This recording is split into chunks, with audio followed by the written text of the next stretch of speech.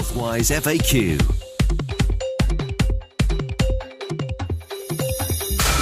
It's Healthwise FAQ on Body and Soul Upsized with me, Daniel Martin, Professor Rob Thomas, joining us once again, consultant clinical oncologist in Addenbrooke's and Bedford Hospitals and visiting professor at Cranfield University in Cambridge, talking to us about a recent study that he led. The idea is looking at polyphenol-rich foods, whole foods, some of the ingredients or some of the categories of foods that were used as part of the study, reminding you pomegranate, green tea, broccoli, and turmeric, all in the past having shown some kind of anti-cancer properties, and they were put together into a capsule form and used through the rigor of this study to actually analyze whether it had any effect on PSA levels or PSA progression for men with prostate cancer. Professor Thomas was telling us about some of the results of that. Let's talk a little bit more and find out what this means for you. So, Professor Thomas, when you all saw these results and the 69%, was it, difference in the figures there, was that surprising to you and your team? Yes, because this trial was double-blind, so it takes 2.5 years to design a study, another year to run it. So obviously you want a positive result, don't you? I mean, you really want the right result, but it's still nice that it's positive. I was actually surprised by the magnitude. I thought we knew these drugs, these foods are beneficial, so I was pretty sure you'd see a benefit, but I wasn't. I was surprised by the magnitude of the benefit. I started off by saying, lots of people often cite the Hippocrates saying that let food be thy medicine and whatnot, and we've always been looking to food. And I think that I'm seeing that shift now, especially amongst my listeners here in Singapore. Are we going as far as to say that there is a role with these kinds of studies like yours to say that this can be therapeutic and treat issues, or is it more about prevention? Well, this trial involved men with prostate cancer. Okay, they were quite low grade and indolent, but it definitely showed a therapeutic intervention. So this was effectively a treatment. It's licensed as a food supplement, but still, the data shows an effect on cancer. The next trial, for example, just in answer to your question, we're working with the Royal Marsden Hospital in London, who are identifying people with a genetic risk of cancer who haven't actually got it yet.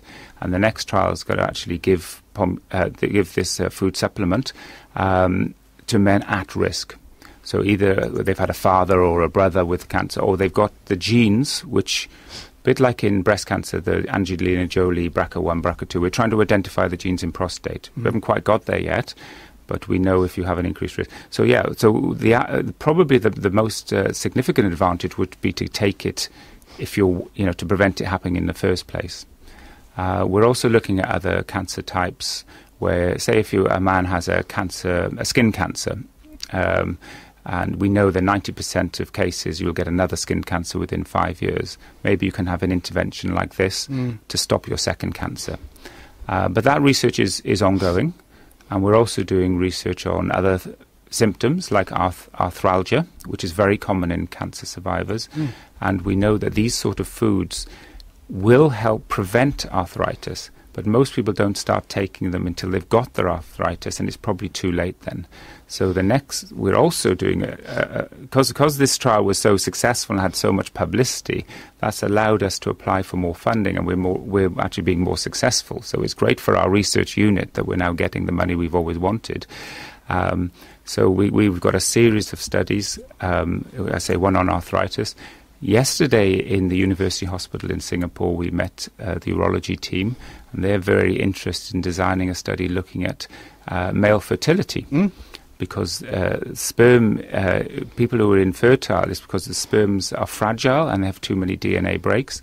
We were very interested to set up a trial to see if that would improve fertility. This is all, we don't know if this works. Yeah, it's in the pipeline. But that's the type of role where we see this type of thing. That's wonderful. The doors that are being opened, and obviously the focus is being used, being put on whole foods as well. That's a wonderful shift that I'm seeing. Coming back to the idea of prostate cancer, I thought it was very interesting that we're talking about the role of prostate cancer and some of these polyphenol-rich foods and the idea of supplementation, because prostate cancer has often had supplements associated with its prevention. People talk about things like saw palmetto or milk thistle and things like that.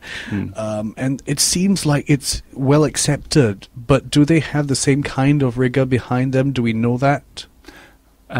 you're right. We know that 70% of men with prostate cancer take a supplement. And they often went for what we call phytoestrogenic supplements, thinking it would dampen down the male hormone slightly and have a therapeutic effect, which is a good theory. But actually, even in animal data, that never was shown to be an effect. And the NCI, which is an American organization, did a very large study on saw palmetto, lycopene, and soya product, and they showed no effect at all. And this was a double-blind randomized trial. So there has been other trials, but they were negative. But that didn't stop people taking them, which is really weird because I suppose once it becomes ingrained in our consciousness, it becomes the go-to.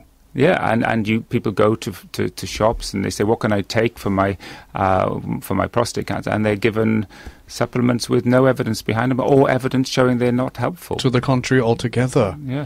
The worrying thing, I mean, that's not bad because they don't have any negative effects, but the worrying thing is they're taking vitamin A, selenium, and the latest trial of selenium, vitamin A and E, called the SELECT study, actually showed it increased the risk of prostate cancer.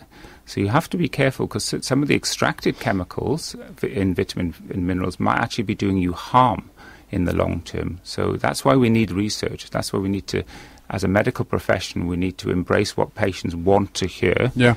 And, they take supplements. We need to provide the evidence to guide them so they can empower themselves and buy and live a lifestyle which is healthy for them. I completely agree with that. Absolutely. We're going to find out more with Professor Robert Thomas, who is joining us. He's a visiting professor at Cranfield University in Cambridge and a consultant clinical oncologist in Addenbrooke's and Bedford hospitals in the UK. We're going to find out more next time in our final edition of Healthwise FAQ. Stay with us.